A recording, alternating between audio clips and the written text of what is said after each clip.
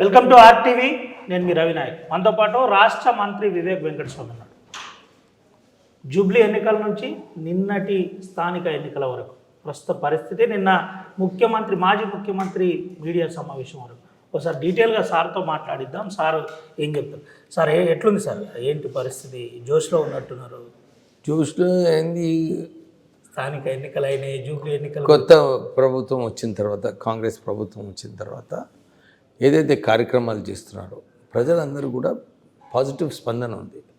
ఎందుకంటే 10 సంవత్సరాలు అందరూ ఎదురు చూస్తుండే, మాకు డబుల్ బెడ్రూమ్ ఇల్లు వస్తుంది, ఇంటికి ఒక ఉద్యోగం వస్తుంది, ఈ నిరుద్యోగ వృద్ధి వస్తుందని అందరూ ఎదురు చూస్తుండే, చేయలేదు. ఇంతకుముందు ఉన్న ముఖ్యమంత్రి అహంకారంతో ఏది ఏమైనా కానీ నేనే గెలుస్తానని చెప్పి, ఎందుకంటే అప్పుడు 2017 ఎలక్షన్స్లో 47% వచ్చింది ఆయనకు పబ్లిక్ నుంచి. ఈసారి మొన్న 23లో అదే 37% అయింది. మళ్ళా పార్లమెంట్ ఎలక్షన్లో పోయే వరకు 17% దిగింది. అంటే టీఆర్ఎస్ గ్రాఫ్ కింద పడుతూ ఉంది. అదొక వైపు. ఇంకోవైపు కంటోన్మెంట్ ఎలక్షన్స్ ఓడిపోవడం, జూబ్లీ హిల్స్లో ఓడిపోవడం. జూబ్లీ హిల్స్లో అయితే 12 సంవత్సరాలు టీఆర్ఎస్ ఎమ్మెల్యే ఉండే, అక్కడ కూడా కాంగ్రెస్ పార్టీ గెలిచిందంటే ఇది కేవలం ఒక ట్రెండ్ అన్నమాట. టీఆర్ఎస్ ఖతం అయిపోతుంది, కాంగ్రెస్సే ఉంటుంది అని చెప్పి ఒక ఇండికేషన్ పోయింది. ఆ ఎలక్షన్ తర్వాత ఇప్పుడు గ్రామ పంచాయతీ ఎలక్షన్లు కూడా టీఆర్ఎస్ పార్టీ ఎక్కడ గెలిచింది? ఎక్కడైతే ఇద్దరు కాంగ్రెస్ పార్టీ నుంచి ఉన్నారో, ఒక టీఆర్ఎస్ ఉంది, ఇద్దరు కాంగ్రెస్ వాళ్ళు గెలుచుకొని మధ్యలో వచ్చిండు. కానీ ఆ ఇద్దరు కాంగ్రెస్ పార్టీ ఓట్స్ కౌంట్ చేసుకుంటే మోర్ దెన్ టీఆర్ఎస్.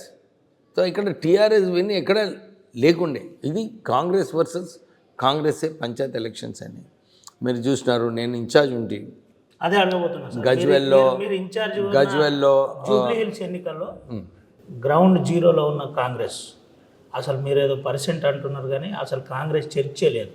దీర్ఘకాలికంగా ఆడ ఎమ్మెల్యే బీఆర్ఎస్ గెలుస్తూ వచ్చింది. అటువంటి జూబ్లీ హిల్స్ని ఎట్లా చేసిండ్రు, ఏం చేసిండ్రు? అంత డబ్బులతో ఇది చేసిండ్రా, లేదంటే మీ ట్యాకిల్తో ఏమన్నా ఆ డబ్బులు అభివృద్ధి అలా ఏదైనా బడ్జెట్ కేటాయించి ఏంటి, ఏ ప్లాన్ చేసి దాంట్లోకి బయట? ఒకటి గుర్తుపెట్టుకోవాలి, టీఆర్ఎస్ టైంలో బై ఎలక్షన్స్ అయినాయి. డుబ్బాక్ అయింది, హుజూరాబాద్ అయింది, మునుగోడు అయింది. ఈ 3 ఎలక్షన్లలో అప్పుడు టీఆర్ఎస్ ప్రభుత్వం ఉండే. టీఆర్ఎస్ ప్రభుత్వము వందలాది కోట్ల రూపాయలు గవర్నమెంట్ నుంచి శాంక్షన్ చేయించుకున్నారు. ఒక్కొక్క ఓటుకి 6,000 రూపాయలు ఇచ్చిండ్రు. మళ్ళీ కూడా ఎందుకు ఓడిపోయినారు? ఓడిపోయారు కదా. అక్కడ కూడా ఇదే వ్యవస్థ ఉండే. ఇష్యూ జూబ్లీ హిల్స్లో ఏమైందంటే, నేను ఇన్ఛార్జ్ అయిన తర్వాత అక్కడ ఉన్న కార్యకర్తలందరినీ ఫస్ట్ మోటివేట్ చేయడం జరిగింది. లేకుండే అక్కడ దమ్ము లేకుండే, కార్యకర్తలలో డిమోటివేటెడ్ ఉండే వాళ్ళందరినీ కూడా మోటివేట్ చేసి చలో మనం చేద్దామని చెప్పి ప్రజలలో తిరిగి అక్కడ, ఎందుకంటే ఆ నియోజకవర్గంలో చాలామంది వాళ్ళ ఎవరైతే కార్యకర్తలు ఉన్నారో వాళ్ళ తండ్రులందరూ కూడా మా నాన్నగారి దగ్గర పనిచేస్తారు, కాకా వెంకటస్వామి దగ్గర. అందరికీ ఇమ్మీడియట్లీ కనెక్ట్ అయినరు నాకు. ఏమని, అరే మా కాకా కొడుకు వచ్చిందని చెప్పి నాకు ఇమ్మీడియట్లీ కనెక్ట్ అయింది. ఒక భరోసా క్రియేట్ చేసినాము. ఆ కాన్స్టిట్యున్సీలో భరోసా క్రియేట్ చేసినందువలన కొన్ని పనులు కూడా జరిగినాయి. అందుగురించి చాలా ఈజీగా Congress party acceptance. Poll management కూడా ఎప్పుడు మంచిగా అయింది. పోల్ మేనేజ్మెంట్ మేము వాతావరణం క్రియేట్ చేసిన తర్వాత అయింది. లేకుంటే వాతావరణం సరిగా జూబ్లీస్లో క్రియేట్ చేయకుంటే ఎంత పోల్ మేనేజ్మెంట్ చేసినా కానీ గెలిచే పరిస్థితి కష్టం ఉంటుండే. టీఆర్ఎస్ హయాంలో అయింది కదా, దుబాక్లో అట్లనే అయింది, హుజూరాబాద్లో అట్లనే అయింది.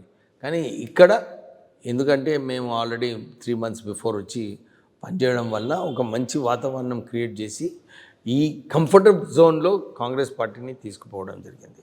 సో అదొక పెద్ద అచీవ్మెంట్ పర్సనల్లీ ఫర్ మీ. ఎందుకంటే నేను ఇంతకుముందు కూడా జిహెచ్ఎంసీలో ఇన్ఛార్జ్ ఉన్నప్పుడు మంచి రిజల్ట్స్ తీసుకురావడం జరిగింది. అక్కడ నేను ఇన్ఛార్జ్ ఉంటే. సో ఇప్పుడు జూబ్లీ హిల్స్ కూడా అదే దారిలో మంచి పాజిటివ్ రెస్పాన్స్ వచ్చింది. యాక్చువల్లీ కాంగ్రెస్ పార్టీకి Jubilee Hills victory is a big achievement అనమాట. ఎందుకు అచీవ్మెంట్ అంటే స్థానిక ఎన్నికలు 1, 2 భరోసా కాంగ్రెస్ పార్టీలోనే అందరికీ ఒక భరోసా, పార్టీ స్ట్రాంగ్గా ఉంది అండ్ కొంచెం జాగ్రత్తగా ఉండాలని చెప్పి ఒక మెసేజ్. అటెన్షన్. ఇంకోటి టీఆర్ఎస్ నుంచి ఎవరైతే కాంగ్రెస్ పార్టీలో జాయిన్ అయినారో వాళ్ళకి కూడా ఒక స్ట్రాంగ్ మెసేజ్, మీరు నిర్ణయం కరెక్ట్ తీసుకున్నారు, ఈ ప్రభుత్వం మంచిగా నడుస్తుంది, మీ పనులు అవుతాయి అని చెప్పి ఇంకొక స్ట్రాంగ్ మెసేజ్ అన్నమాట. లేకుంటే ఎవరైతే వచ్చిండ్రో టీఆర్ఎస్ నుంచి వాళ్ళు వాపస్ పోతే మళ్ళీ గవర్నమెంట్ ఇబ్బందులు ఉంటారు. సో మల్టీ ఫెసిలిటెడ్ వేగా Jubilee Hills election was a big victory for Congress party and Revanth Reddy. So దాంట్లో నాకు ఒక కీలకమైన పాత్ర వేసినందుకు చాలా సాటిస్ఫాక్షన్గా ఉంది. అక్కడ మోటివేషన్ ఈరోజు కూడా నేను లేనప్పటికీ చాలామంది నన్ను అన్ని ప్రోగ్రామ్స్కి పిలుస్తుంటారు. ఎందుకంటే ప్రేమ ర్యాపో ఏదైతే క్రియేట్ అయిందో అది. తర్వాత సిద్దిపేట్ డిస్ట్రిక్ట్లో చూసుకుంటే డుబ్బాక్, గజ్వెల్, సిద్దిపేట్ ఈ 3 నియోజకవర్గాలు ఉన్నాయి. ఈ 2 నియోజకవర్గాలలో డుబ్బాక్లో 56 గ్రామ పంచాయతీ గెలిచినారు, గజ్వెల్లో 85 గ్రామ పంచాయతీ గెలిచినారు. అంటే మతలబ్ ఏంది, ఆపరేషన్ మెదక్ సీరియస్గా ప్లాన్ చేస్తున్నట్టున్నారు. కాదు, ఏదైతే నేను ఇన్ఛార్జ్ అయిన తర్వాత అక్కడ ఒక ఫస్ట్ భరోసా, ఇన్ఛార్జులకు ఒక ధైర్యం ఇప్పించడం, వాళ్ళకి ధైర్యం ఇప్పించి క్యాడర్ని మోటివేట్ చేసి ఈ గవర్నమెంట్ ప్రోగ్రామ్స్ అన్నీ కూడా సరిగా ఇంప్లిమెంట్ చేసి అదొక పాజిటివ్గా క్రియేట్ అయింది. సిద్దిపేట కూడా మొదలు కాంగ్రెస్ క్యాండిడేట్సే లేకుండే సర్పంచ్ ఎలక్షన్, కానీ ఈసారి అన్ని చోట్ల కూడా కాంగ్రెస్ క్యాండిడేట్స్ని మేము నిలబెట్టినాం. గెలవడం వేరే విషయం, కానీ ఒక పార్టీకి ఏదైతే ఉత్సాహం రావాలనో సిద్దిపేటలో కూడా ఆ ఉత్సాహం రావడం జరిగింది. సో ఇట్లా చూసుకుంటే నియోజకవర్గంలో చెన్నూరులో కూడా చాలా చోట్లు మేమే గెలిచినాము, ఎక్కడైతే కొన్ని చోట్లు ఉన్నాయో కానీ మా దగ్గర శాండ్ మాఫియా కీలకమైన పాత్ర వేసింది. ఎందుకంటే నేను నా ఎలక్షన్లో నేను మాట ఇచ్చిన, ఏదేమైనా కానీ శాండ్ మాఫియాని కంట్రోల్ చేసినారు. ఈ శాండ్ సిస్టమ్ అంతా కంట్రోల్ చేసినారు. ఎవరైతే వ్యక్తులు ఇల్లీగల్గా పైసలు అప్పుడు టీఆర్ఎస్ టైంలో అక్కడ ఎమ్మెల్యేకి ఇచ్చడము ఇవన్నీ కూడా ఆ రోజు జరిగినాయో, కానీ చాలా పైసలు సంపాదించుకున్నారు వాళ్ళు. ఈసారి మళ్ళా ఆ ఇసుకే పైసలు మళ్ళా కీ వైటల్ రోల్ ప్లే చేసినాయి. నాకు అంతా ఇన్ఫర్మేషన్ ఉంది, కానీ ఇడిచేది లేదు. ఎవరైతే ఈ శాండ్ మాఫియాని ప్రోత్సహించడానికి ఇతర వాళ్ళను ఫండ్ చేయడము ఇవన్నీ చేయడము ఇంకా కుదరదు. నిజంగా సీరియస్ యాక్షన్ తీసుకుంటా ఎవరైతే ఈ దందాలో ఉన్నారో వాళ్ళను వాళ్ళ వ్యతిరేకంగా కఠినమైన చర్యలు ఉంటాయి. మంత్రి వివేక్ స్వామి నోట్లో నుండి ఫస్ట్ టైం ఎవరిని వదిలేదు లేదు ఈసారి. ఎందుకంటే ఈ మాఫియా శాండ్ మాఫియా పైసలు రాజకీయాలలో వాడుకోవాలని చెప్పి ఏదైతే చేస్తున్నారో అది కరెక్ట్ కాదు. So I have to take strict. మనం మంచిగా ఉన్నప్పుడు మంచిగా ఉంటాము, వ్యక్తులతో మంచిగా ఉంటాం, కానీ సిస్టమ్ని పాడు చేసి ఒక వ్యవస్థని పాడు చేయాలనుకుంటే డెఫినెట్లీ వదిలేదు లేదు. మీరు అర్థం చేసుకోవాలి, నేను మంత్రి అయిన తర్వాత శాండ్ మాఫియాని అన్ని చోట్ల కూడా ఖతం చేయడం జరిగింది.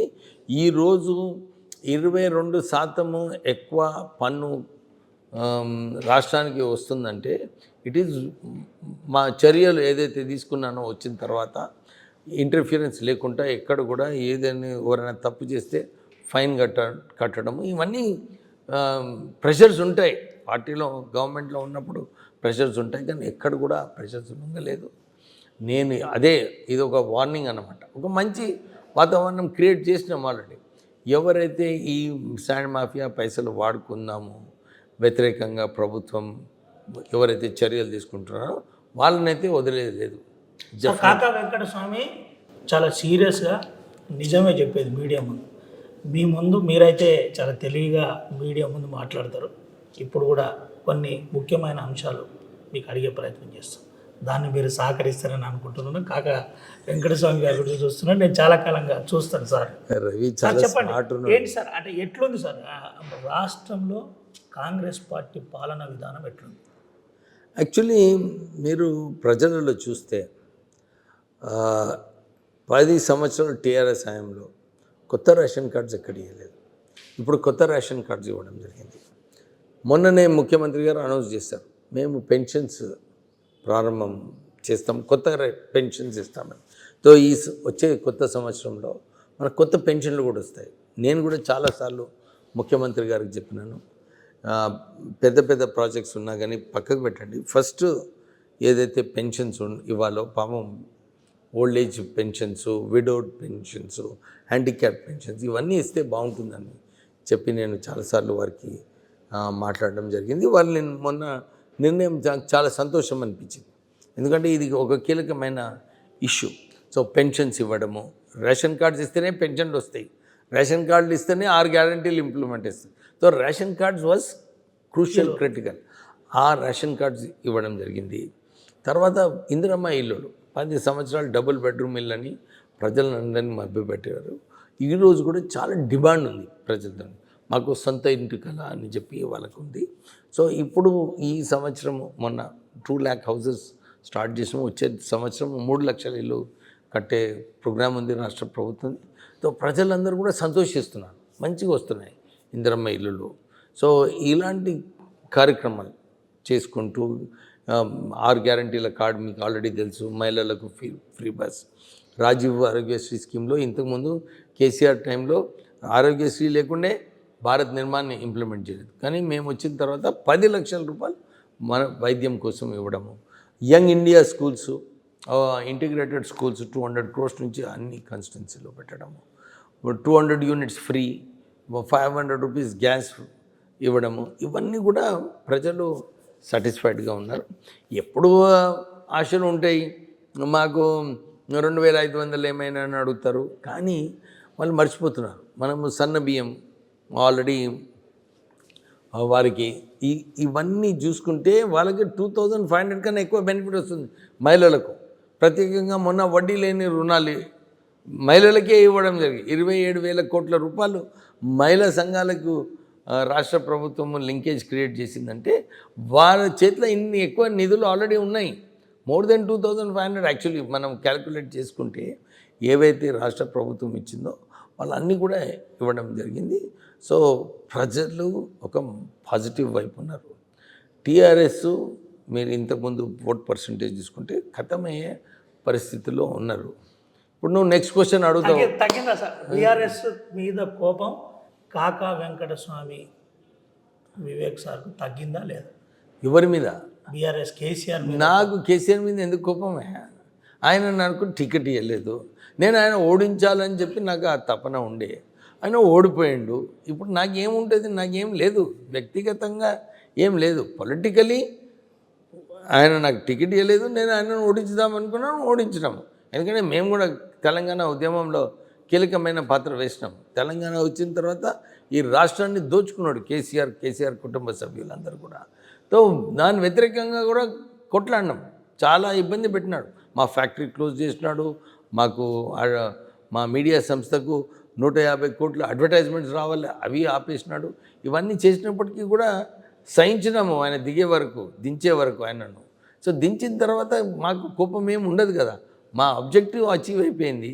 సో మాకు టీఆర్ఎస్ మీద అసలే కోపం లేదు. కానీ వారు ఈ రాష్ట్రాన్ని ఏదైతే దోచుకున్నారో 8 లక్షల కోట్ల అప్పు చేసి ప్రజల స్కీమ్స్ పెట్టకుండా కేవలం కాంట్రాక్టర్లను ధనికులు చేసి కమిషన్లు దోచుకొని అది రాష్ట్రానికి అన్యాయం చేశాం.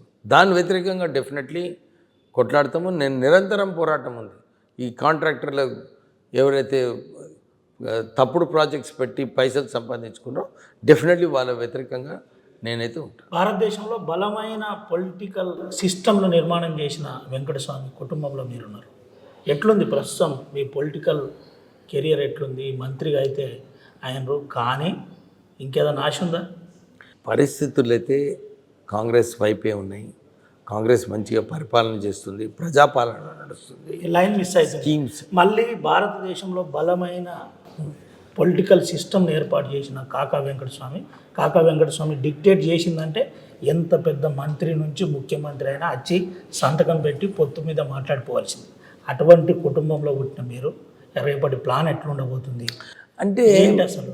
కాకా వెంకటస్వామి గారిని నేను పోల్చుకుంటే నాకు చాలా పెద్ద తప్పు. ఫస్ట్ ఆఫ్ ఆల్ నీ తప్పు, అటువంటి క్వశ్చన్ నన్ను అడగడం తప్పు. ఇంకా ఇది పెద్ద ఫిగరు, ఆయన కష్టపడి అన్ని స్ట్రగుల్స్ మొత్తం రాజకీయాలలో పేద ప్రజలకు 75,000 ఇల్లు ఇప్పించడము, మంత్రిగా ఉన్నప్పుడు సింగరేణి కార్మికులకు పెన్షన్ సిస్టమ్ తీసుకురావడము, సింగరేణి కార్మికులకు రామగుండంలో 30,000 పట్టాలు ఇప్పించడం, పేదలకు ఇల్లు కట్టి సింగరేణి సంస్థ మూతబడినప్పుడు 400 కోట్ల లోన్ ఇప్పించి ఆ సంస్థను కాపాడి 1,00,000 ఉద్యోగాలు కాపాడడం, ఇవన్నీ కూడా చూసుకుంటే ఆయన స్టేచరు, ఎందుకంటే 60 సంవత్సరాల రాజకీయ జీవితంలో ఆయన అంతా అచీవ్ చేసిండు. I don't want to be that. నేను మా నాన్నగారు ఏదైతే మంచి పేరు ఉందో ఆ పేరుని పాడు చేయకుంటే నాకు పెద్ద అచీవ్మెంట్. బికాజ్ చాలా గుడ్ విల్ ఉంది. ఎక్కడ పోని అందరూ వచ్చి పార్లమెంట్లో ఒక మార్క్ని క్రియేట్ చేస్తున్నారు. ఎంపీతో నేరుగా ముఖ్యమైన అంశాలు ఈ మధ్యలో పార్లమెంట్లో మాట్లాడిస్తున్నారు మీరేనా? నేను అసలే మాట్లాడించను. వంశీ ఆయన మెంబర్ ఆఫ్ పార్లమెంటు, ఆయన రోజు చదువుతాడు, ఆయనకు వారి తాత హిస్టరీ మంచిగా తెలుసు, కాకా వెంకటస్వామి గురించి. ఆయన స్ఫూర్తి కాకా వెంకటస్వామి. సో వారి లైన్లోనే వారు మాట్లాడుతున్నారు, సబ్జెక్ట్స్ తీసుకుంటున్నారు, ప్రజలకు ఏది అవసరమో అదే మాట్లాడుతున్నారు. సో వారికి ఎప్పుడు సమయం వచ్చినప్పుడు మన కాన్స్టిట్యున్సీ సమస్యలు, తెలంగాణ సమస్యలు, భారతదేశం సమస్యలు అన్నీ కూడా వారు మాట్లాడగలుగుతున్నారంటే వారు అంత వర్క్ చేస్తున్నారు. అంత ఈజీగా. ముఖ్యమైన అంశం వంశీ మాట్లాడాను పార్లమెంట్లో, ఒక జర్నలిస్ట్గా నేను చూసిన పరిస్థితి. అణు సిస్టమ్కు సంబంధించింది ప్రైవేటీకరణ దిశకు పోతే దేశానికే ప్రమాదం అని. ఇది చాలా పక్వత ఉన్న సీనియర్ నాయకులు మాట్లాడుతారు. ఎట్లా చెప్తారు ఒక తండ్రిగా, రాష్ట్ర మంత్రిగా ఈ అంశాన్ని మీరు ఏం చెప్పకపోతే? అంటే వారు స్ట్రాంగ్ ఫీలింగ్ ఉంది. అన్నీ కూడా ప్రైవేటైజేషన్, ప్రైవేట్ చేతిలో పోతే బీద ప్రజలు ఎక్కడ పోవాలి? నాకు 1992లో కూడా అప్పుడు మన్మోహన్ సింగ్ గారు ఎకనామిక్ రిఫార్మ్స్ స్టార్ట్ చేసినప్పుడు రూరల్ ఏరియాస్లో ఇబ్బంది పడతారు, మనం ఏం చేయాలి అని చెప్పి, అప్పుడు మా నాన్నగారు రూరల్ డెవలప్మెంట్ మినిస్టర్ ఉండే, 5,000 crores ఉండే బడ్జెట్, దాన్ని కొట్లాడి 25,000 కోట్ల బడ్జెట్ చేసినారు. ఈరోజు మన్రేగా ఇవన్నీ స్కీమ్స్ కూడా ఆ రోజులలో ఆలోచించి బడ్జెట్ కేటాయించడం జరిగింది. సో వారు కూడా అప్పుడు ఆ రోజులలో ఆలోచించి చేయాలని చెప్పి ఈ కీలకమైన నిర్ణయాలు ఆ రోజుల్లో తీసుకోవడం జరిగింది. మైనింగ్ మంత్రిగా ఉన్నారు, మైనింగ్ ఎక్కువ నడుస్తుంది, అక్రమంగా ఇసుక దంద జరుగుతుంది, చెక్ డ్యామ్లను జిల్టిన్ స్టిక్లతో కూల్చేస్తున్నారు. ఇదంతా ఇసుక మాఫియా చేస్తున్న పనే. రేపు మేము ప్రభుత్వంలోకి రాగానే ఈడ్చుకొచ్చి మరీ జైల్లో పెట్టిస్తాం, కాంగ్రెస్ ప్రభుత్వం చూస్తూ ఊరుకుంటుంది అని మాజీ ముఖ్యమంత్రి మొన్న కేసీఆర్ ప్రెస్ మీట్లో చెప్పారు. దీని మీద మీరు ఏం చెప్తారు? వారు ఇప్పుడే నేను ఏదైతే చెప్పినానో చర్యలు స్టార్ట్ చేసినాము. ఇప్పుడు ఊరుకునేది లేదు. ఎవరో చెప్తున్నారని చెప్పి మాకు అనవసరం, కానీ మా ప్రభుత్వము మేమే ఒక పాలసీ ప్రకారంగా, ఎందుకంటే వాళ్ళు ఏం చేయలేదు. ఇప్పుడు ఇసుక అందరినీ ఉంది, వాళ్ళు ఎక్కడ సీసీ కెమెరాలు పెట్టలేదు, ఎక్కడ డ్రోన్స్ పెట్టలేదు, శాటిలైట్ సిస్టమ్ వాడలేదు, ఇవన్నీ కూడా వాడినాం. మొన్న కూడా మీరు గ్రానైట్ ఇండస్ట్రీలో ఏదైతే టీఆర్ఎస్ టైంలో వేలాది టన్నుల గ్రానైటు పన్ను కట్టకుండా తీసేయడం జరిగింది. ఇప్పుడు శాటిలైట్ ద్వారా మనకు తెలుస్తుంది ఎంత ఉండే, ఎంత తీసిండ్రు. ఇవన్నీ కూడా సిస్టమ్స్ కాంగ్రెస్ ప్రభుత్వమే ఇంట్రొడ్యూస్ చేసింది. సో ఇంట్రొడ్యూస్ చేసినందుకు దీన్ని సరిగా టైం అవుతుంది ఇంప్లిమెంట్ చేయడానికి. మేము ఆ ఇంప్లిమెంటేషన్ స్టేజ్లో ఉన్నాం. ఇప్పుడే చెప్పినాను, 22% శాండ్ రెవెన్యూ పెరిగింది. ఇతర మినరల్స్లో కూడా దాంట్లో ఒక సిస్టమ్ ఫాలో చేసి రాష్ట్ర ప్రభుత్వము, మేము 3rd highest డిపార్ట్మెంట్ అనమాట రెవెన్యూ కలెక్షన్లో. సో మేము ఆ మంచి దారిలో పోతున్నాం. ఎట్లుంది సార్ సింగరేణి కొత్త మైన్స్ మీద కానీ, అండర్ గ్రౌండ్ మైన్స్ మీద కానీ ఏదైనా చర్చ జరుగుతుందా? ఆల్రెడీ మన చెన్నూరులో ఒక కొత్త మైన్ రావడం జరిగింది. నేను చాలాసార్లు చెప్పినాను, ఇక్కడ ఉద్యోగ అవకాశాలు కావాలంటే కొత్త మైన్ తేవాలి. ఆల్రెడీ నా హ్యాంలో ఒక కొత్త మైన్ మన చెన్నూరుకి రావడం జరిగింది. సింగరేణి పవర్ ప్లాంట్ కూడా దాంట్లో అప్పుడు ఆ రోజులలో మా నాన్న కాకా వెంకటస్వామి గారు 850 megawatts జైపూర్కి తీసుకొచ్చారు. మళ్ళీ ఇంకొక 850 megawatts నా హయాంలో. నెక్స్ట్ మంత్ దానికి భూమి పూజ చేసే ఆలోచనలో ఉన్నాము. సో అది అయిన తర్వాత అక్కడ దానికి కూడా ఒక 5,000 ఉద్యోగ అవకాశాలు. సో అన్ని చోట్ల కూడా అన్ని రంగాలలో ప్రజలకు ఉపయోగపడేలాగా కార్యక్రమాలు తీసుకోవడం జరుగుతుంది. ఎట్లా ప్రయత్నం చేస్తున్నారు? జిల్లాలో కాంగ్రెస్ పార్టీ పట్టు కోసం ఏ విధమైన ప్లాన్ చేస్తున్నారు? వర్గాలు ఉన్న వారిని ఏ విధంగా మమేకం? అరే వర్గాలు అన్ని పార్టీలలో ఉంటుంది, అన్ని చోట్ల ఉంటుంది. వర్గాలు is a part of the system. మనం సిస్టంలో దానికి we should get used by it. Without getting used by it it won't work. Groups ఉంటాయి, గ్రూప్స్లో మనము మాట్లాడుకోవాలి. కానీ ప్రభుత్వం ఏదైతే పథకాలు అమలు చేస్తుందో అవి ప్రజల దగ్గరికి తీసుకువెళ్ళాలి. ప్రజలతో ఎప్పుడు కూడా కలిసి ఉండాలి. ప్రజలు నాతో ఉంటారని అనుకుంటే రాజకీయ నాయకుడు కథమవుతాడు. మనం ప్రజల దగ్గరికి వెళ్ళాలి, మనం ప్రజలతో ఉండాలి. ప్రజల రియాక్షన్ ఏముందో చూసుకుంటే మనం దాని స్పందన ఉండాలి. అప్పుడే మనము సక్సెస్ఫుల్ ఉంటాం. వివేక్ వెంకటస్వామి చాలా సీరియస్గా కాంగ్రెస్ పార్టీలో పావులు కదుపుతున్నాడు. ఒక మంత్రి తమ్ముని మొన్న డీసీసీ లిస్టులకు వెళ్ళి అచ్చిన పేరును తొలగించింది. ఎవరు? వివేక్ వెంకటస్వామి. నేను దాంట్లో ఇవన్నీ చేయనయా? సీరియస్. నేను నా వ్యక్తులను నేను ఎట్లా చేసుకోవాలి, మా కార్యకర్తలు ఎవరైతే ఇన్ని సంవత్సరాలు పార్టీలో ఉండి పనిచేస్తున్నారో వాళ్ళందరినీ ఎట్లా ప్రొటెక్ట్ చేయాలో నేను చేసుకుంటా. నేను వాణ్ణి తీసే వీని తీసే నేను అటువంటి రాజకీయాలలో నేను పోలేను, నేను పోను. నా ఏరియా, నా వ్యక్తులు, నాకు సపోర్ట్ చేసిన వాళ్ళను నేను సపోర్ట్ చేసుకుంటా. స్థానిక ఎన్నికల్లో మెజార్టీ స్థానాల సర్పంచులు రాలేదని ఒక ప్రచారం బయట చేస్తున్నారు. దీని మీద మీరు ఏమంటారు? ఒక మంత్రి ఇది ఒక ఫౌండేషన్ నేను లేక్ చేశాను. లేకుంటే అందరూ గ్రూప్స్లో ఉండి మా పెద్దతనము రేపు ఎవడో వెళ్ళిపోతాడంటే అది కాదు. ఇప్పుడు అందరు పెద్దతనం ఏదైతే ఉండేనో అంత పెద్దతనం పోయింది. ఇప్పుడు అందరూ ఒక బేస్ లెవెల్లో వచ్చారు. నవ్వు మేము మా సిస్టమ్ ప్రకారంగా మేము పార్టీని డెవలప్. ఇది ఒక స్ట్రాటజీ. జూబ్లీస్లో ఏమైంది? స్ట్రాటజీగా గెలిచినాము. అక్కడ అజరుద్దీన్ ఉండే ఆయనకు ఎమ్మెల్సీ చేసినాము, మంత్రి పదవి, ముస్లిమ్స్ని హ్యాపీ చేసినాము, బీసీ క్యాండిడేట్ని పెట్టినాము, బీసీ క్యాండిడేట్ని గెలిపించుకున్నాము. అదొక స్ట్రాటజీ ఉండే. ఈ చెన్నూరులో కూడా మాదొక స్ట్రాటజీ ఉంది. మా స్ట్రాటజీ ప్రకారంగా మేము పోతున్నాం. ఎట్లుండబోతుంది సార్? అంటే రానున్న రోజుల్లో ఎంపీటీసీ, జెడ్పీటీసీ ఎన్నికల్లో ఎట్లా ప్రణాళిక రూపొందిస్తుంది? 100% కాంగ్రెస్ పార్టీ స్వీప్ చేస్తుంది. మేము అదే దారిలో పనిచేస్తున్నాము. Will win 100%. ఎట్లుంది? ప్రధానంగా గ్రామీణ ప్రాంతాల్లో ఇటీవల మీరు ఎక్కువ విజిట్ చేస్తున్నారు. ఆ ప్రాంతాల్లో రేపు వాటర్ సోర్స్ కావచ్చు, ఇందిరమ్మ ఇళ్ళ కన్స్ట్రక్షన్ కావచ్చు, ఇదంతా సీరియస్గా మానిటరింగ్ చేస్తున్నారు? సీరియస్గా. ఎందుకంటే నేను ఎక్కడ కూడా ఇక్కడ ఇందిరమ్మ ఇల్లు స్తోమత లేదు, కన్స్ట్రక్ట్ చేస్తలేరని చెప్పి ఉండదు. మా లీడర్లను ఒక కాంట్రాక్టర్ని ఇన్వాల్వ్ చేసి ఇది ఎట్లనన్నా ఇది రావాలని చెప్పి ఆ ప్రయత్నాలు చేస్తున్నాము. So people are very happy. Indiramma ఇల్లులు, సన్న బియ్యము, కొత్త రేషన్ కార్డ్సు, 6 గ్యారంటీలు ఇంప్లిమెంటేషన్, ప్రజలందరిలో కూడా పాజిటివ్ స్పందన ఉంది. ఆదిలాబాద్, నిర్మల్, ఆసిఫాబాద్, మంచిర్యాల జిల్లాలో కొన్ని ప్రాంతాల్లో కాంగ్రెస్ పార్టీ వీక్ ఉంది. దీని మీద మీరు ఏమైనా కాన్సన్ట్రేషన్ చేస్తున్నారా? అంటే ఇప్పుడు అక్కడ ఆ ప్రాంతాలన్నీ కూడా మా ఇన్ఛార్జ్ మంత్రి గారు, జూపల్లి గారు ఇన్ఛార్జ్, వారు చూస్తున్నారు. ఐఎమ్ ఆల్సో డిస్ట్రిక్ట్ మినిస్టర్, కానీ నాకు మెదక్లో ఇన్ఛార్జ్ చేసిన. సో నా కాన్సన్ట్రేషన్ అక్కడ ఎక్కువ ఉంది. ఎక్కడైతే వీక్ ఉన్నదో, ఇప్పుడు నాకు సిద్దిపేట ఇచ్చినారు, గజ్వేల్ ఇచ్చినారు, అక్కడ ఏ ఎమ్మెల్యే లేడు, అందరూ టీఆర్ఎస్ ఎమ్మెల్యే ఉన్నారు. సో అది పెద్ద ఛాలెంజ్. దాంట్లో మార్పులు తీసుకురావడం జరిగింది. ఇంకో ఫ్యూచర్లో ఎట్లా గెలవాలని చెప్పి అది చేసే బాధ్యత నా పైన ఉంది. So I'm working to strengthen the Congress party.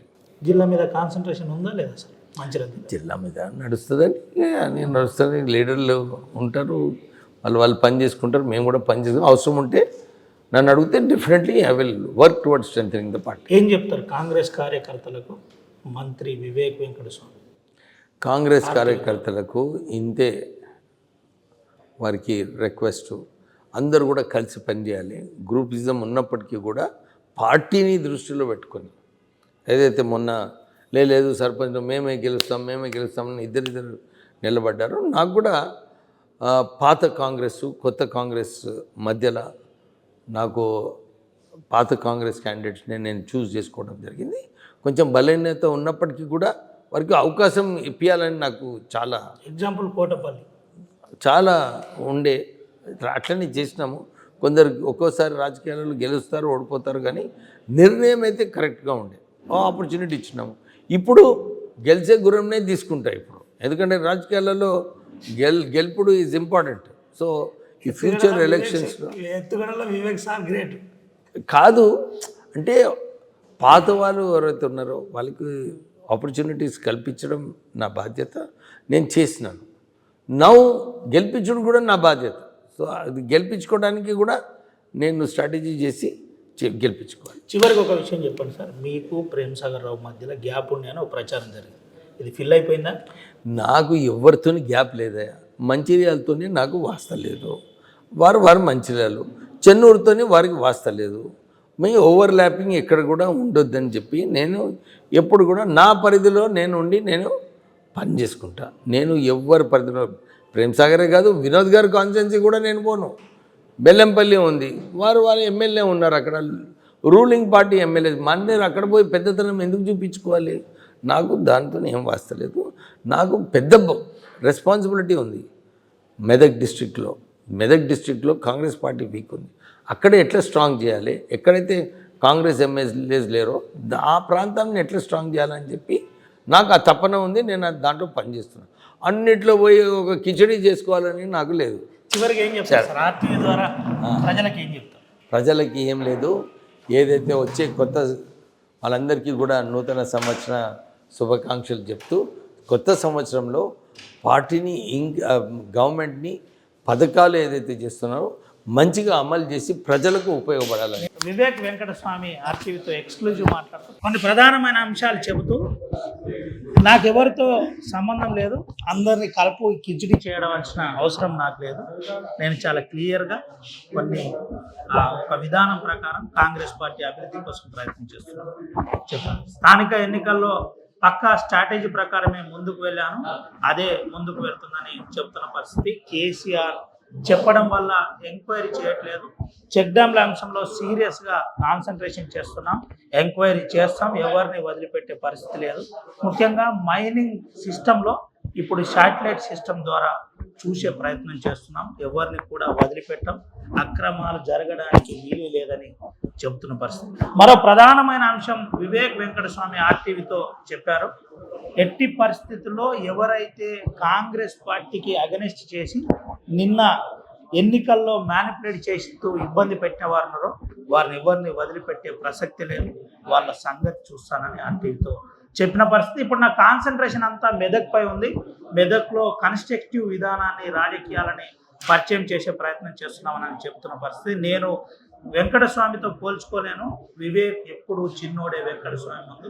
Venkataswamy ఆశయాలను నెరవేర్చే విధంగా నేను కానీ నా కొడుకు ఎంపీ వంశీకృష్ణ కానీ ప్రయత్నం చేస్తామని చెబుతున్న పరిస్థితి. Sumanto Ravinayak, RTV, Hyderabad. Local to global news at your finger tips. మీ చేతిలో ఒక ఆయుధం, download Raw TV app. Media legend Ravi Prakash is back.